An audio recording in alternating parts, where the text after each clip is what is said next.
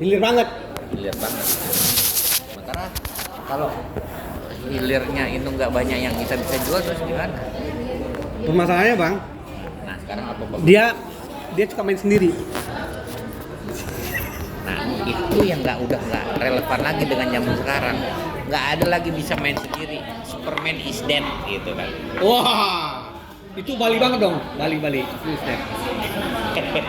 Bukan, tapi memang tidak bisa pariwisata itu dijalani sendiri karena Iya. ada beberapa Ada ini apa? ABCE, ABGCM, ABCGM, Pentahelix. ABGCM, Ya. Akademisi, bisnis, community, media, ya government media, Iya. GM. jadi akademisi, bisnis, ABGCM, government, community, media. Nah ini itu aja udah 5. Terus mau main sendiri gimana caranya? Pasti pemerintah yang main sendiri kan?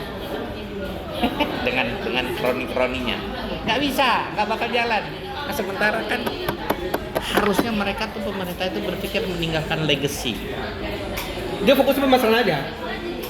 Dia fokus memasarin aja. Pemasaran itu ujung, itu hilir.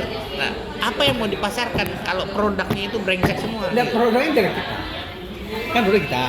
Karena kan Produk apa nih? Produk apa? Nah, Kayak kita jualan. bicara produk pariwisata nih. ya destinasi Ya kan. Destinasi, ya kan?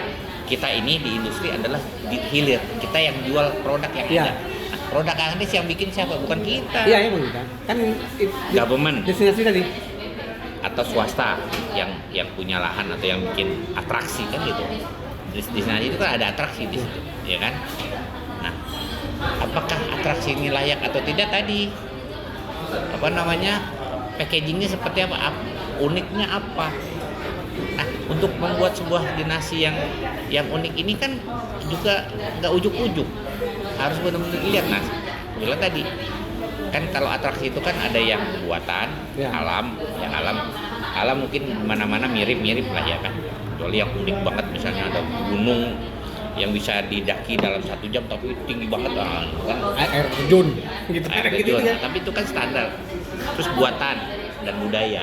Buatan itu ya Event. tempak lah itu buatan. Oh itu. Tempak.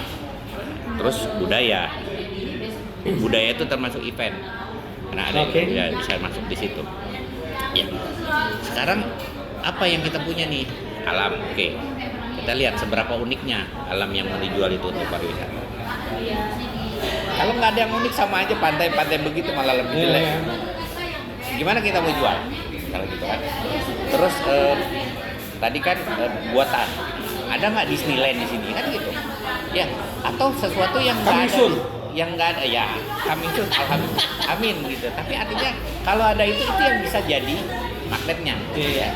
Kalau nggak ada, terus waterboom yang ya itu lokal konsumsinya. Kita bicara nih wisatawan ya, budaya. Sebenarnya salah satu kekuatan kita itu budaya. Minangkabau, Batak, Riau dengan Melayunya, Kepri dengan Melayu juga. Tapi bagaimana mengemasnya? Budaya ini menjadi sesuatu yang unik yang membuat orang mau datang. Nah itu nggak bisa sendirian. Akademisi harus dilibatin. Mereka yang terkait misalnya sejarah Melayu, budaya Melayu, mereka harus bikin narasi kan. Pariwisata itu juga narasi, cerita, storytelling. Terus kalau nggak ada ceritanya terus gimana mau orang nonton, ya kan? Terus kalau misalnya yang sifatnya sendera tari, nyanyi itu apa yang menariknya, apa yang bedanya yang buat orang muda? Terus tempatnya, narinya tapi di gedung yang ya gerah panas itu. Mungkin di tempat yang proper, pakai AC, pakai lighting yang bagus. Misalnya seperti itu, contoh aja. Itu bisa jadi kekuatan yang membuat orang mau datang. Nah, cuma sekarang udah ada belum? Sekarang gedung kesenian yang proper di Pekanbaru atau di Riau. Udah ada. Riau Hub namanya. Nah, terus bagaimana pemanfaatannya? Udah ada belum? Misalnya Riau Ekonomi Kreatif Hub. Ya. Udah Belum terang-terangan saya. Belum terang. Kan itu kan ada sekarang di baru Malang, launching. Oke. Insyaallah. Tapi kadang-kadang kan gini deh, ini dibuat di launching, tapi nggak ada perencanaan untuk pemanfaatannya ya habis itu jadi gedung tua juga. Ya, pembukaan sekaligus penutupan. Yang banyak kan gitu. Orang kita itu Indonesia paling jago bikin, cantik. Tapi soal maintenance, perawatan itu lain cerita. Wow. Kenyataannya kan gitu. Iya. Mulai dari semua lah infrastruktur apapun.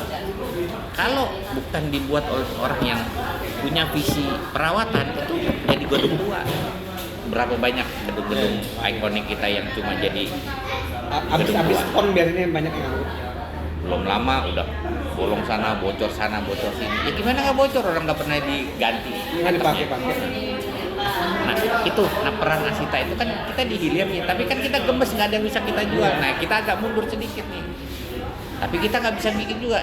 Kita cuma bisa ngomporin, provokasi supaya orang-orang ini yang memanage destinasi ini pertama punya pengetahuan, kedua punya keinginan untuk buat. Kalau pemerintah ya punya keinginan untuk mengeluarkan regulasi yang mempermudah membuat destinasi ini. Kuliah 3 SKS. Tapi ya kuncinya tadi SDM yang memang berpikir ke depan bagaimana mengembangkan pariwisata di daerah itu harus punya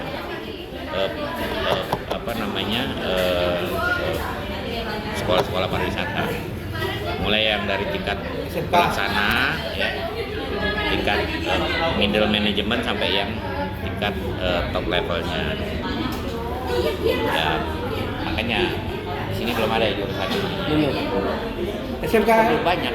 Nah, kalau belum ada untuk S2 bisa di Batam itu ada program S2 perencanaan dan pengembangan pariwisata. Terus saya kesana kuliahnya.